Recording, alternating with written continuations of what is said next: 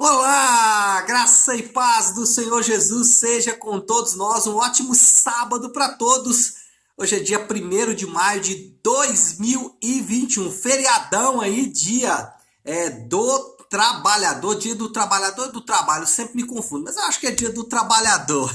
Dia do trabalho, acho que é 1º de janeiro. Mas enfim, hoje é feriado, são 7 horas e 31 minutinhos, nós estamos começando o nosso devocional de hoje. Nós vamos falar hoje sobre reconciliação. O que é reconciliação? Reconciliação, normalmente a gente lembra assim de aquelas brigas, né, ou até alguma questão judicial que precisa de reconciliação. De fato, é essa a ideia quando nós falamos de reconciliação. Paulo, no Novo Testamento, vai citar que nós temos o ministério da reconciliação. Mas, de fato, o que seria esse ministério, então, da reconciliação? É sobre isso que eu quero falar nessa manhã. Vamos falar a partir dos capítulos 11 e 12 de 1 Samuel. E também vou usar aqui o Salmo 6, não sei se vai dar tempo, porque toda semana, todo dia eu esqueço de citar o Salmo. Mas esse Salmo tem tudo a ver. Interessante como que casou um assunto com o outro. Bom, vamos fazer aqui então um contexto para a gente poder entender.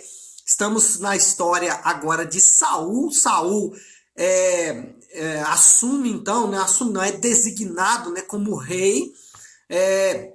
Mas ainda há duas lideranças. O próprio Saul, uma liderança mais militar, e também Samuel. E é dessa forma que os dois capítulos são divididos. O capítulo 11 vai mostrar exatamente uma vitória militar de Saul.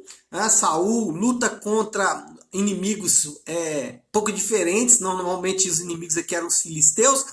Ele luta contra os amonitas que eram descendentes de Ló. Lembra lá Ló, né, o sobrinho de Abraão? Esses amonitas eram descendentes de Ló e eles fazem uma ameaça, assim, no mínimo impressionante contra Israel, né? Eles falam assim, olha, nós vamos tomar a terra de vocês, a região ali de Jabes, Gileade, no nordeste ali da Palestina, e eles falam, olha, não só queremos tomar a terra de vocês, mas também queremos furar o olho direito de todos os moradores. Alguém pode dizer, não, mas que perversidade. Mas também era uma tática militar, porque um arqueiro, por exemplo, com o olho furado, ele não conseguia tirar sua flecha, porque não consegue fazer mira, né? Então, é por isso que eles tinham essa prática. E às vezes também cortavam os polegares, né? Uma forma de inutilizar o indivíduo para a guerra. Mas enfim, Saul consegue uma vitória contra esses amonitas. E no capítulo seguinte nós temos a despedida de Samuel. Não dá para saber se os eventos são sequenciais, tá? É importante você entender que a Bíblia, especialmente dentro dos seus livros, ela não segue uma ordem cronológica, e nesse caso isso pode ter acontecido. Não significa necessariamente que Samuel tenha se despedido da nação logo depois dessa vitória de Saul. Provavelmente deve ter acontecido, mas não dá para saber. Bom, na sua despedida, Samuel busca reconciliar o povo com o seu Deus. Então, logo já no finalzinho do capítulo de número 11, Samuel entrega uma oferta muito especial. Ele entrega uma oferta, um sacrifício de comunhão. Olha só que interessante. Ele faz uma oferta, ele teve uma vitória militar, ou seja, deveria ser uma oferta de gratidão, mas ele faz uma oferta de comunhão. Por quê? Porque ele sabe que o povo de Deus, ele precisa se reconciliar com seu Deus, já que eles estão em conflito exatamente por causa do pecado. Bom, o que sabemos sobre reconciliação? Né? O que é esse termo? Né? O que a Bíblia quer dizer quando ela fala sobre reconciliação? Bom, eu posso dizer 4 coisas sobre a reconciliação. Primeiro, nós estamos em conflito cósmico por causa do pecado. O que acontece, gente? Quando Adão resolve atender, não sei se seria atender, mas resolve dar ouvidos à serpente, peca contra o Senhor no Éden, ele traz, além de todas as maldições que nós já sabemos, ele traz uma guerra cósmica entre o homem e Deus, o homem e o outro homem, o homem e a natureza e o homem com ele mesmo. Pastor, tem como só provar isso? Tem. É fácil. Basta nós olharmos como é a nossa relação com esses pares que eu acabei de falar. A relação com Deus é resolvida por Jesus, e aí nós sabemos o que ele teve que fazer, morrer em uma cruz. A relação com a natureza, nós ainda estamos em guerra cósmica. A prova disso é que um tenta destruir o outro, né? O homem tenta destruir a natureza e a natureza se volta contra o homem. Nós estamos vendo aí uma volta, né? Uma ação da natureza contra o homem, que é o coronavírus. Nós temos o homem em guerra com os outros homens. Basta você ver que o homem não consegue se relacionar saudavelmente com ninguém, e o homem está em guerra cósmica com ele mesmo, e aí basta você olhar para você mesmo, né? Você vai perceber que essa guerra está bem ativa. Segundo, alguém deve fazer a aproximação com Deus e oferecer uma oferta de comunhão. É exatamente o que o Samuel fez. Já que estamos em guerra cósmica, temos que procurar o Criador do universo para oferecer trégua, oferecer uma paz, né? Oferecer um tratado de paz, né? Ou ouvir pelo menos o tratado de paz de Deus. E é exatamente isso que Jesus faz. Jesus, ele se oferece como o mediador, por isso a Bíblia chama ele de mediador. Ele se oferece como mediador, como alguém que vai mediar entre o povo de Deus e o seu Deus, para que haja paz entre eles. Só que para fazer isso, ele precisa se oferecer como essa oferta. Então Jesus também é uma oferta de propiciação. A Bíblia fala muito sobre isso. O que é propiciação? O próprio nome diz, para que aquele que recebe a oferta se torne propício, se torne de novo favoroso, volte a favorecer o seu povo. Então, Jesus é essa oferta de conciliação, de propiciação, de obter o favor de Deus para o homem novamente. É o que Samuel fez, mas Samuel, obviamente, faz aqui uma figura, né, uma ilustração do que aconteceria lá na frente.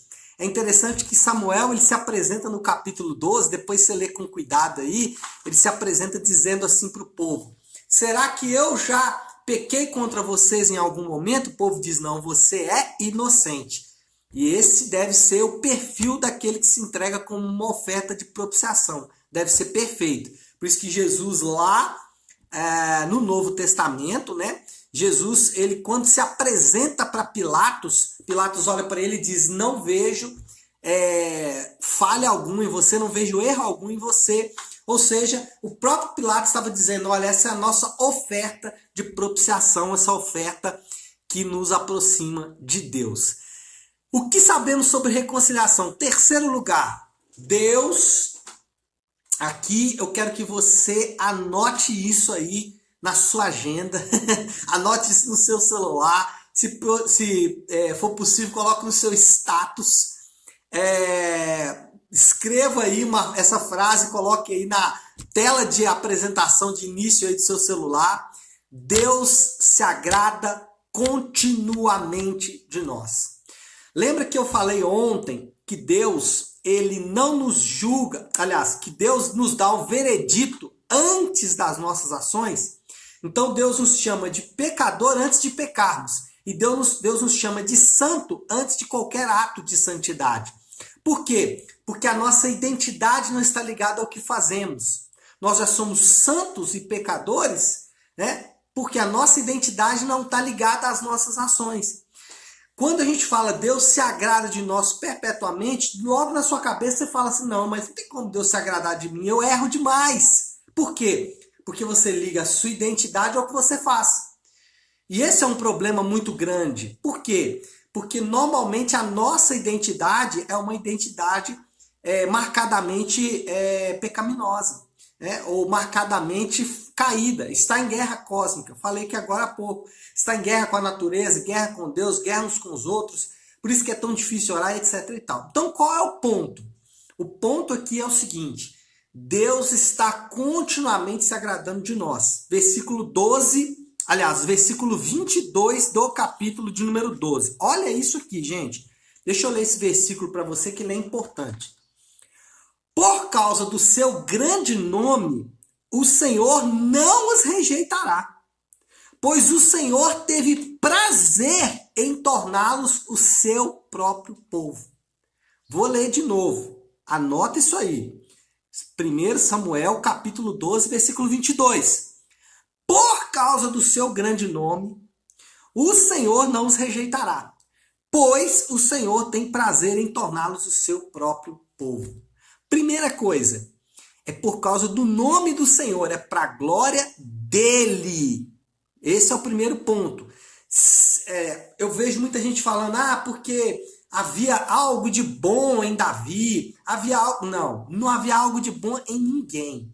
Deus, ele nos amou pelo seu grande amor, pela sua grande misericórdia. Ele olhou para o seu povo e o amou não baseado no que aquele povo apresentava para Deus, mas baseado no seu grande amor. Isso é ou não é sério, pessoal? Nós servimos a um Deus que nos ama profundamente, continuamente, perpetuamente, independente das nossas ações, independente daquilo que fazemos de certo ou de errado. E com isso, não existe aqui uma liberdade para você viver do jeito que você quiser. Na verdade, é o contrário. Olha só que interessante. Nesse contexto, aonde Samuel diz, Deus se agrada perpetuamente do seu povo. Olha só o versículo 24, seguindo isso aí. Somente temam o Senhor e sirvam-no fielmente de todo o coração. Aqui está o detalhe. Se você obedece a Deus para que ele se agrade de você, você está obedecendo por quem? Por você mesmo. Se você fala assim, nossa, eu tenho que ser bonzinho para Deus me amar, você está obedecendo por quem? Por você mesmo. Agora, se você fala assim, peraí, isso é muito sério, Deus me amou perpetuamente, independente das minhas ações, uau, que Deus é esse? Não, eu preciso servi-lo. Aí você faz de coração, você faz pelo próprio Deus. E é isso que Samuel está falando. Por causa, versículo 24 é depois do 22, óbvio, né? Depois de falar, Deus se agrada de vocês perpetuamente, ele diz, sirvam a Deus fielmente de todo o coração. Agora olha aqui, e considerem, ele continua, as grandes coisas que ele tem feito por vocês. Então, considere, quando você for tomar atitudes na sua vida, quando você for ter pensamentos, quando você for ter decisões na sua vida, tudo que você for decidir na sua vida, a forma como você pensa, a forma como você encara a vida, a forma como você encara os sofrimentos, a forma como você encara as ansiedades, enfim, olha só a proposta de Samuel. Enxergue a vida a partir de alguém que foi reconciliado com Deus. Esse alguém que foi reconciliado com Deus, qual Deus não exige dele nada. Esse Deus está dizendo, considere isso, considere o fato de que você está em paz com Deus na hora de tomar as suas decisões. É o que o Novo Testamento vai dizer que é a educação pela graça. Nós mudamos de comportamento de duas maneiras. Ou mudamos de comportamento porque queremos obter algum ganho, e aí de fato não é uma mudança de comportamento, né? Porque o coração continua agarrado naquilo. Ou nós somos educados pela graça, e esse é o ponto. Eu entendo o que Deus fez por mim, eu entendo o que Jesus fez na cruz por mim, então eu passo a segui-lo, eu passo a obedecer os seus mandamentos descritos na Bíblia, eu passo a andar de acordo com os mandamentos dele, não para agradá-lo, porque isso eu já fiz, mas é exatamente porque ele se agradou de mim quando eu era extremamente desagradável, é por isso que eu devo obedecê-lo. Então Samuel pregou a graça, que belo pregador, né? Samuel pregou a graça para o povo de Deus ali, naquele período, e essa é a pregação que nós temos em Jesus. Nós somos salvos pela graça, pelo grande amor de Deus, ele nos reconciliou com ele mesmo, ele trilhou o caminho que ninguém poderia trilhar, Ele sofreu a nossa morte, pagou um preço que não poderíamos pagar e agora nós podemos obedecê-lo de todo o coração. Pessoal, fica ou não fica mais fácil andar de acordo com a vontade de Deus? Eu não tenho a menor dúvida. Por quê? Porque fica leve, porque fica suave. Eu não tento o tempo todo agradar o Senhor, mas eu sei, Ele já se agradou de mim e agora eu posso viver de acordo com aquele que está reconciliado com Deus, tá bom?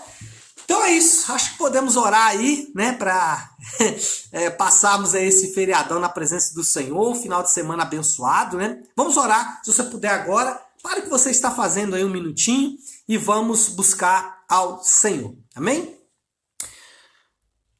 Deus de graça, Senhor, nós nos aproximamos do Senhor agora. E nos aproximamos, Pai, com essa palavra queimando o nosso coração. Senhor, são tantas riquezas do Senhor nesse texto. Olhar, Senhor Deus, para tudo que Samuel falou, para tudo que Samuel fez e ensinou para aquele povo ali, nos lembrarmos do que foi feito na cruz do Calvário, nos faz, Senhor Deus, estremecer o coração na Tua presença. Meu Deus, nosso coração ele fica amolecido, Pai. Ele fica completamente contrito. Porque é muito belo, é muito lindo. Ninguém faz isso por nós. As pessoas, nós mesmos, somos bondosos porque temos algum tipo de interesse. Mas o texto nos ensina que o Senhor nos amou, o Senhor nos alcançou, o Senhor nos reconciliou com o Senhor, foi o nosso mediador, se entregou como uma oferta propiciatória. O Senhor mesmo fez esse caminho de volta ao Senhor por nós, sofrendo todas as consequências que esse caminho estava reservado. E Senhor Deus nos garantiu que agora nós somos de novo agradáveis ao Senhor. Isso porque o Teu Filho, o Senhor mesmo, se entregou naquela cruz. Por isso podemos nos achegar diante do Senhor agora, pedindo que o Senhor nos ajude a ler a nossa vida a partir desta ótica. A ler, Senhor Deus, a nossa caminhada a partir desta ótica. Sabemos que naturalmente nos desviamos disso, mas nessa manhã eu peço que o Senhor nos ajude a retornar a esse caminho. Senhor, eu quero colocar, como tenho feito todas as manhãs, cada um dos meus irmãos na Tua presença. Hoje, de forma especial, quero orar, Senhor Deus, por todos que estão presos a algum tipo de vício, Pai. Essa é uma fase, uma época da nossa história em que os vícios estão tão fortes. Sejam eles vícios em drogas, bebidas, sexo, pornografia. Senhor Deus, que o Senhor nos dê livramento nesses dias, Pai. Ajuda cada um dos meus irmãos a superar, a vencer, Pai, essas áreas que os afastam de um relacionamento perfeito com o Senhor. Eu oro também por aqueles que estão enfermos, seja, Senhor Deus, por causa do coronavírus ou outra enfermidade qualquer. Alcança-os no seu corpo, restaura-os, Pai, que eles possam de novo, Senhor, serem aquecidos e restaurados em toda a sua saúde. Oramos também por aqueles que estão financeiramente comprometidos por causa desse tempo. Que o Senhor não nos deixe faltar na mesa, nem na nossa, nem de nenhum dos nossos amigos, o pão de cada dia, Pai. Ajuda-nos, Senhor Deus, a superar esses dias que são dias maus. É assim que nós oramos, na certeza de que estamos nos dirigindo a um Deus onipotente, onipresente, onisciente, um Deus que é todo amor, todo santidade, todo bondade e verdade. Por isso, Pai, nós temos certeza de que o Senhor nos ouve e, de acordo com a sua vontade, o Senhor realiza os teus atos. E assim nós oramos. Em nome do teu santo Filho Jesus.